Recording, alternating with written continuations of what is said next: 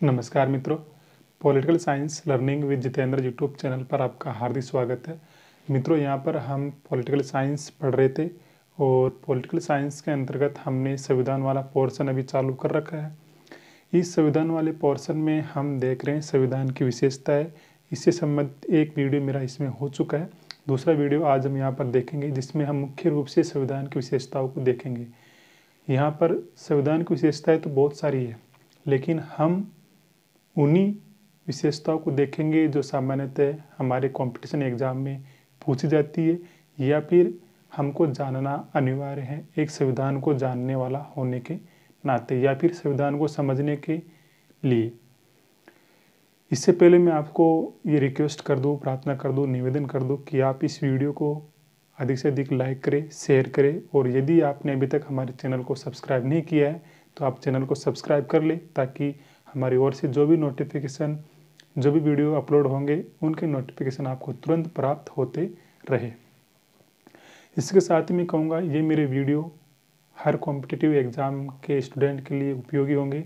इसके अलावा जो संविधान को जानने की इच्छा रखते हैं, संविधान को समझने की जिज्ञासा रखते हैं, उन सब के लिए भी ये वीडियो उपयोगी साबित होंगे। तो आज का हम क्लास शुरू कर रहे हैं। आज का वीडियो यहाँ से संविधान की विशेषताएं। ठीक है, देखते हैं हम संविधान की विशेषताएं। हम देखते हैं विशालतम संविधान। तो भारत का संविधान सबसे बड़ा संविधान है, यानी कि ऐसा कहा जाता है कि भारत का संविधान पूरे विश्व में जितने भी संविधान बने हुए हैं उन सब में सबसे बड़ा, सबसे विशाल लिखित संविधान है। इसके पीछे कारण क्या है? इसके पीछे कारण ये माना जाता है कि विश्व के जो भी संविधान है उन संविधानों में हर बात को बहुत ही संक्षिप्त शब्दों में लिखा गया है। छोटी छोटी बातों को वहाँ पर विस्तार से नहीं लिखा गया है, लेकिन इसके विपरीत हमारे संविधान में, भारत के संविधान में हर बात को बहुत विस्तार से लिखा गया है, हर बात को बहुत विस्तार से बताया गया है। एक कारण ये माना जाता है।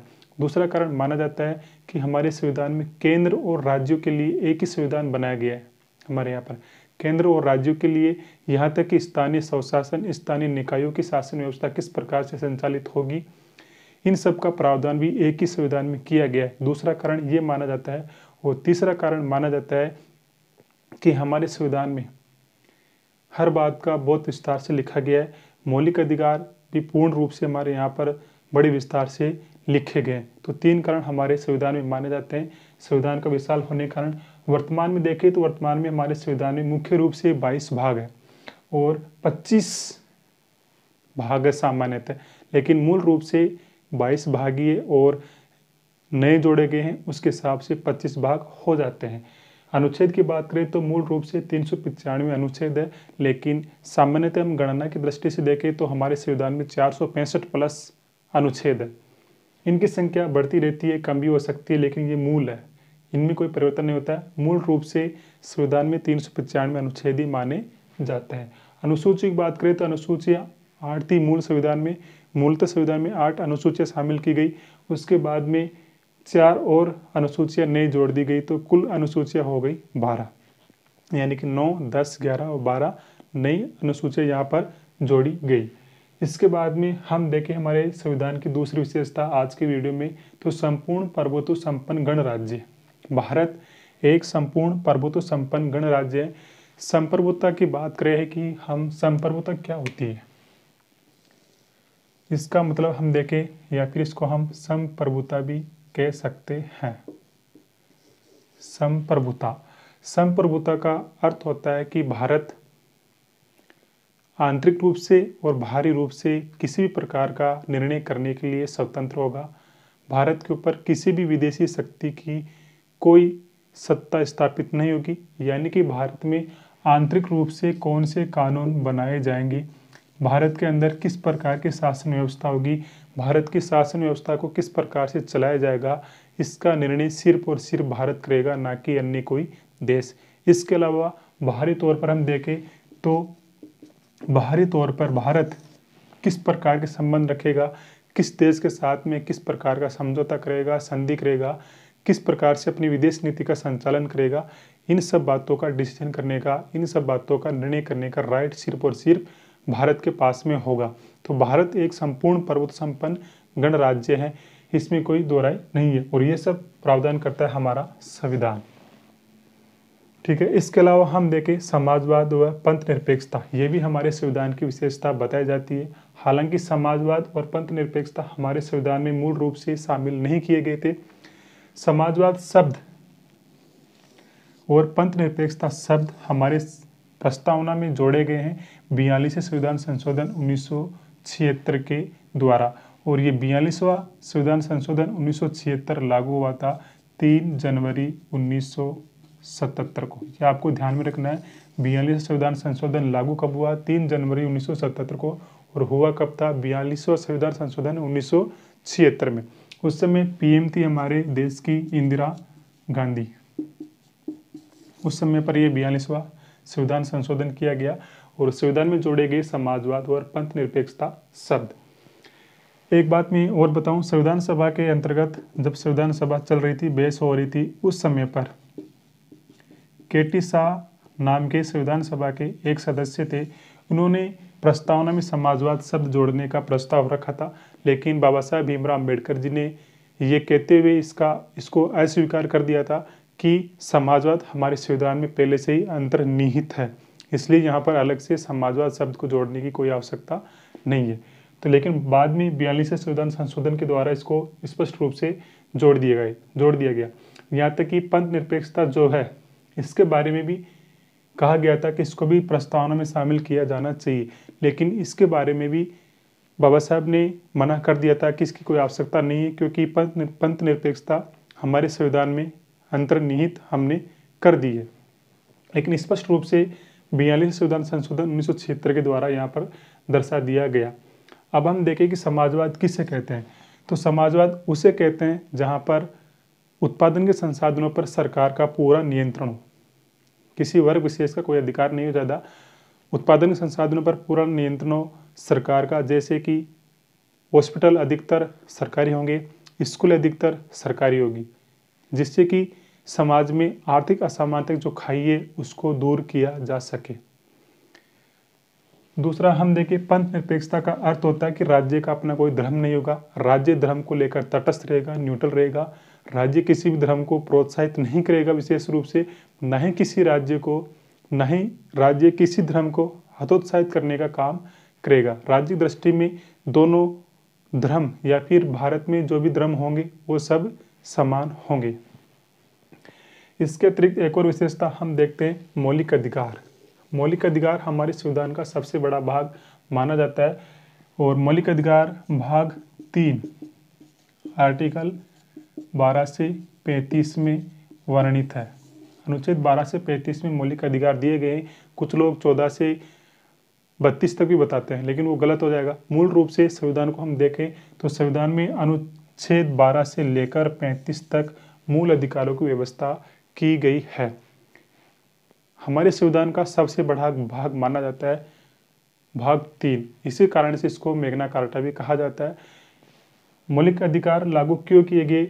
इसका उद्देश्य था नागरिकों का सर्वांगीण विकास करना, क्योंकि हमको पता है कि जब हमारा देश आज़ाद नहीं होता या फिर हमारा देश ब्रिटेन के अधीन था, उस समय पर भारत के किसी भी नागरिक को अभिव्यक्ति की विचार अभिव्यक्त करने की कोई स्वतंत्रता प्राप्त नहीं थी, कोई आज़ादी उसको प्राप्त नहीं थी, किसी प्रकार के अधिकार प्राप्त नहीं थे।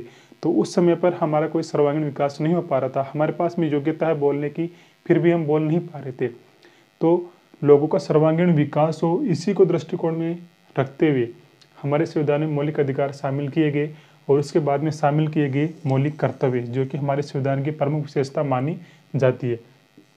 मौलिक कर्तव्य 42वें संविधान संशोधन 1976 के द्वारा ही जोड़े गए थे। मौलिक कर्तव्य जोड़े जाने के पीछे ही भाव ये रहा या फिर उद्देश्य ये रहा कि अधिकारों के बिना मौलिक कर्तव्य कोई मतलब नहीं रखेगा और मौलिक कर्तव्य के बिना अधिकारों का भी कोई औचित्य नहीं होगा। यदि कोई व्यक्ति अधिकार रखने का अधिकार रखता है तो उसका कुछ न कुछ कर्तव्य भी होना चाहिए। यदि हम कोई अधिकार पाने के अधिकारी है तो हमारा कुछ उसके पीछे कर्तव्य बनता है, और यदि हमारा कुछ कर्तव्य है तो हमको अधिकार भी मिलने चाहिए। तो मौलिक कर्तव्य जोड़े गए थे 42वें संविधान संशोधन 1976 के द्वारा। इसके बारे में इतना ही ध्यान रखना है। और मुख्य रूप से बात करें तो 10 मूल कर्तव्य जोड़े गए थे। सरदार स्वर्ण सिंह समिति की सिफारिश पर मौलिक कर्तव्य हमारे संविधान में जोड़े गए। भाग 4 क के अंतर्गत आर्टिकल 51 क में, ठीक है। लेकिन 11वां मौलिक कर्तव्य भी वही जोड़ दिया गया 86वें संविधान संशोधन 2002 के द्वारा, जिसमें हर माता पिता का ये कर्तव्य बताया गया है कि वो अपने बच्चों को प्राथमिक शिक्षा अनिवार्य रूप से दिलवाएंगे। तो हमारे संविधान की विशेषता हो गई। दूसरा, छठी विशेषता आज की हम देखें, राज्य के नीति निर्देशक तत्व। राज्य के नीति निर्देशक तत्व ये भाग 4 में है और अनुच्छेद 36 से 51 में वर्णित है। राज्य के नीति निर्देशक तत्व क्या है? राज्य के नीति निर्देशक तत्व राज्य को नीति बनाने की दिशा निर्देश प्रदान करते हैं। यानी कि राज्य कोई भी नीति बनाएगा, कोई भी कानून बनाएगा तो इन नीति निर्देशक तत्वों को ध्यान में रखते हुए बनाएगा। नीति निर्देशक तत्वों को ध्यान में रखते हुए यदि कोई राज्य नीति बनाता है, कोई कानून बनाता है तो बहुत अच्छा माना जाएगा। लेकिन ये अवाद योग्य हैं। इनको लागू करने के लिए या फिर इनको प्राप्त कराने के लिए हम न्यायालय की शरण नहीं ले सकते या न्यायालय में नहीं जा सकते। इसके विपरीत मौलिक अधिकारों को लागू करवाने के लिए हम न्यायालय में जा सकते हैं, लेकिन नीति निर्देशक तत्वों को लागू करवाने के लिए हम न्यायालय में नहीं जा सकते। ये राज्य की इच्छा के ऊपर छोड़े गए हैं कि राज्य अपनी क्षमता के अनुसार, अपनी स्थिति के अनुसार इन नीति निर्देशक तत्वों को लागू करने का प्रयास करेगा। इसके अतिरिक्त हम बात करें भारतीय संविधान की विशेषताओं में तो एकल नागरिकता। हमारे यहाँ पर वैसे संघात्मक शासन व्यवस्था है। संघात्मक शासन व्यवस्था के बारे में हमने पिछले वीडियो में जाना था कि संघात्मक शासन व्यवस्था में केंद्र और राज्यों के मध्य शक्तियों का स्पष्ट विभाजन होता है। यहाँ पर केंद्र और राज्य अपने अपने अधिकार क्षेत्र में रहते हुए कार्य करते हैं। कोई किसी के कार्यों में, किसी क्षेत्र में कोई हस्तक्षेप नहीं करता है। लेकिन और संघात्मक शासन व्यवस्था की विशेषता ये होती है कि वहाँ पर दोहरी नागरिकता पाई जाती है। जैसे अमेरिका में वहाँ के नागरिकों को दोहरी नागरिकता प्राप्त है, राज्य की नागरिकता और केंद्र की नागरिकता। लेकिन हमारे यहाँ पर एकल नागरिकता अपनाई गई है। एकल नागरिकता अपनाए जाने के पीछे उद्देश्य ये रहा हमारे संविधान निर्माताओं का कि इससे भारत में बंधुता बढ़ेगी, एकता बढ़ेगी और देशभक्ति की भावना लोगों में आएगी। हम सब यही कहते हैं कि हम भारत के नागरिक हैं, हम राजस्थान के निवासी है, हम मध्य प्रदेश के निवासी है, हम पंजाब के निवासी है, ऐसा हम बोल सकते हैं। लेकिन हम पंजाब के नागरिक है, राजस्थान के नागरिक है, ऐसा हम नहीं कहते हैं। हम भारत के नागरिक है। कहीं के भी वो भारत के किसी भी कोने में कोई भी व्यक्ति रहता हो, वो अपने आप को भारत का नागरिक मानता है। इससे एक बंधुत्व की भावना जागृत होती है, एक राष्ट्रपति की भावना जागृत होती है। इसी को दृष्टिकोण में रखते हुए हमारे संविधान निर्माताओं ने हमारे यहाँ पर एकल नागरिकता का प्रावधान रखा था।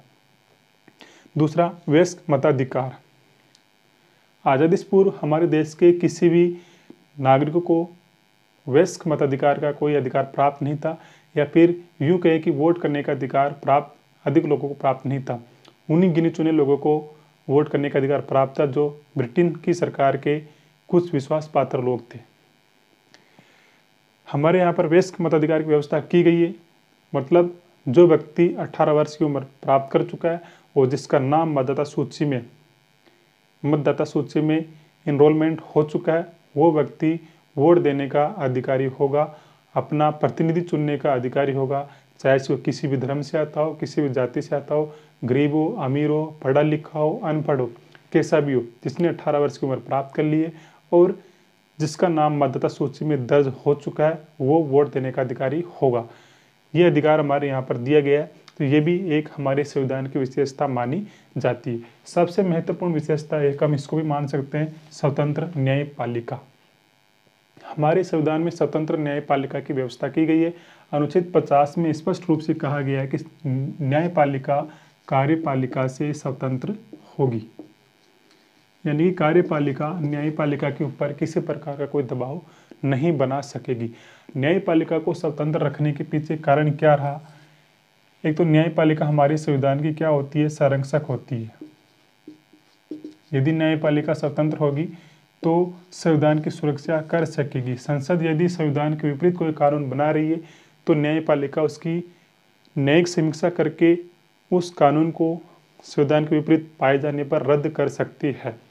दूसरा, स्वतंत्र रखने का कारण ये रहा कि न्यायपालिका हमारे मौलिक अधिकारों का रक्षा करती है, मौलिक अधिकारों की रक्षा करती है। इसके लिए भी मौलिक अधिकारों की रक्षा करने के लिए भी न्यायपालिका का स्वतंत्र रहना आवश्यक था।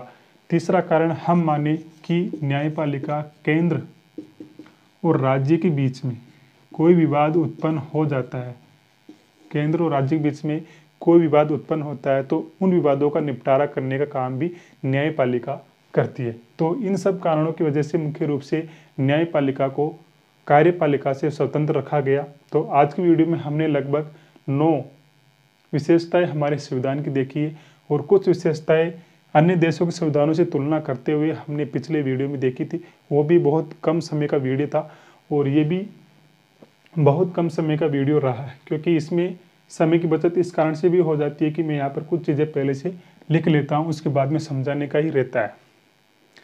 आप यहाँ से वीडियो देखने के बाद में यदि कोई भी रेफरेंस बुक पढ़ेंगे या फिर पॉलिटी संबंधित कोई भी किताब पढ़ेंगे तो आपको आराम से समझ में आ जाएगा। मेरे यहाँ पर जो भी जानकारी आपको दी जा रही है वो बिल्कुल वैलिड होगी और प्रमाणिक किताब से मैं आपको यहाँ पर पढ़ाने का प्रयास कर रहा हूँ। जो भी नॉलेज होगी, जो भी जानकारी दी जा रही है, बिल्कुल आप विश्वास के साथ में उसको अपना सकते हैं, समझ सकते हैं। ठीक है, तो इस वीडियो को मैं यहीं समाप्त करता हूँ। आपसे यही रिक्वेस्ट है कि आप इस वीडियो को लाइक करें, शेयर करें और चैनल को यदि आपने सब्सक्राइब नहीं किया है तो आप चैनल को सब्सक्राइब कर ले। ठीक है, तो मिलते हैं एक नेक्स्ट वीडियो में एक नई जानकारी साथ में। तब तक के लिए जय हिंद, जय भारत, जय संविधान।